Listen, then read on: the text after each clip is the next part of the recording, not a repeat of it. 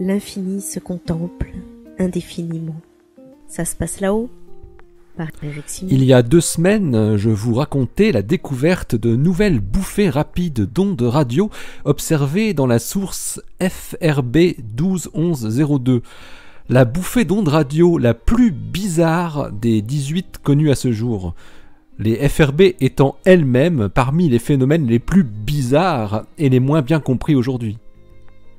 De nombreuses équipes s'intéressant naturellement à cette source, l'une d'elles vient enfin de trouver où se situe exactement FRB 121102, dans une toute petite galaxie distante de plus de 3 milliards d'années-lumière. La plupart des astrophysiciens, à partir de l'étalement spectral, ce qu'on appelle la dispersion, du rayonnement radio de FRB 121102, pensaient bien qu'elle devait se situer bien au-delà de notre galaxie.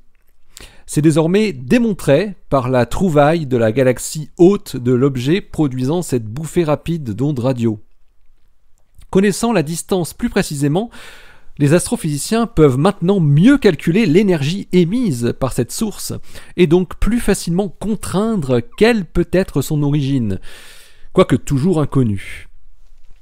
FRB 121102 est la seule FRB à ce jour à avoir été observée plusieurs fois, de manière répétitive mais de façon très aléatoire. C'est cette multiplicité de bouffées qui a permis sa localisation précise, grâce à des observations effectuées avec le Carl Jansky Very Large Array au Nouveau-Mexique. En scrutant la région d'origine des premières bouffées durant 6 mois avec un total de 83 heures d'observation, les chercheurs ont réussi à détecter 9 nouvelles bouffées rapides. Ils ont également détecté, par la même occasion, une faible émission radio provenant de la même région du ciel. À partir de la position de ces nouvelles bouffées, l'équipe d'astrophysiciens a pointé le télescope Gemini North à Hawaï dans cette direction et a enfin trouvé une galaxie très faible qui coïncide parfaitement avec cette position. Des mesures du décalage spectral de la lumière de la galaxie ont fourni immédiatement sa distance, qui est de 972 mégaparsecs, soit 3,17 milliards d'années-lumière.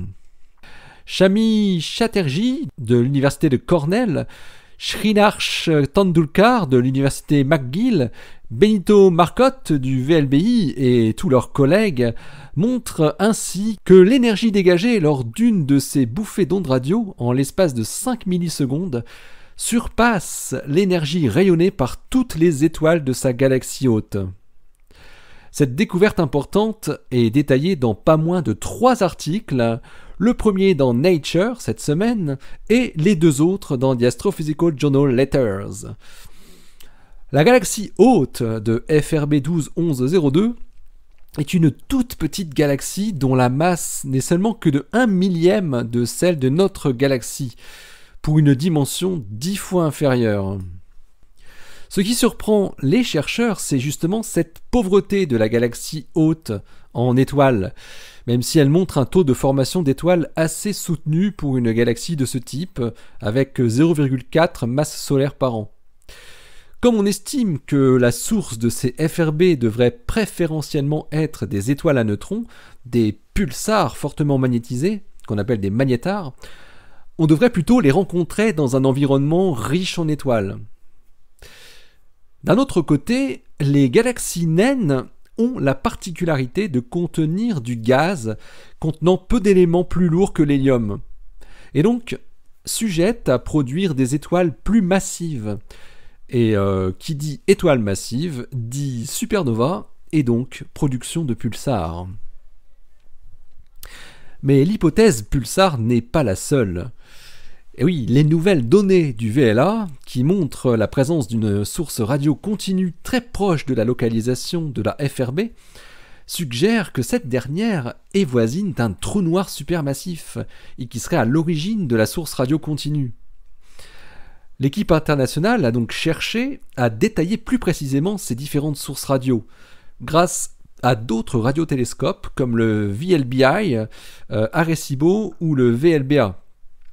Ils sont parvenus à déterminer que la distance entre le point d'origine de FRB 121102 et la source radio continue, n'excédait pas 100 années-lumière.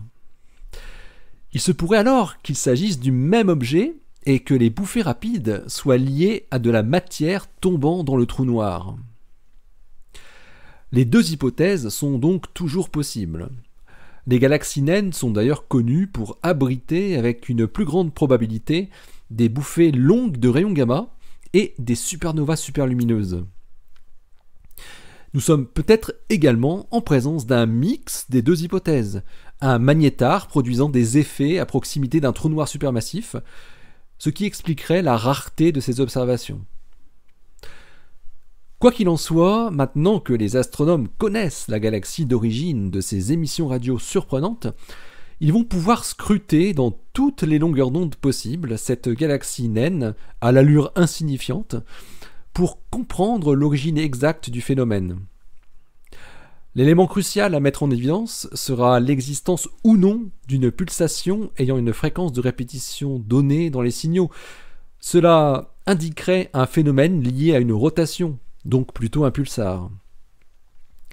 La surveillance d'autres FRB en tentant de trouver si leur galaxie hôte, s'ils en ont une, est aussi une galaxie naine, permettrait également de déterminer si FRB 121102 est un phénomène très particulier ou bien s'il est typique de toutes les FRB. Les 3 articles de la vaste équipe internationale qui a obtenu ces très jolis résultats sont les suivants. Le premier dans Nature, daté du 5 janvier 2017, et il s'intitule Direct Localization of a Fast Radio Burst and its Host par Chatterjee et al. Le deuxième s'appelle The Host Galaxy and Redshift of the Repeating Fast Radio Burst FRB 121102 par Tendulkar et al. Dans Astrophysical Journal Letters, le numéro 834 en date du 10 janvier 2017.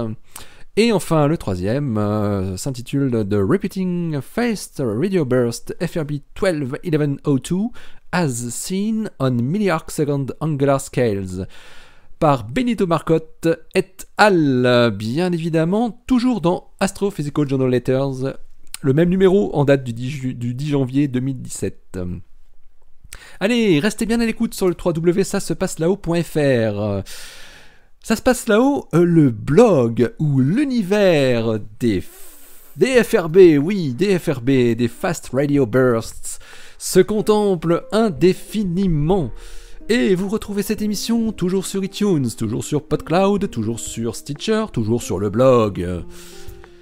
D'ici la prochaine, portez-vous très bien, restez bien les yeux vers le ciel et les pieds sur terre.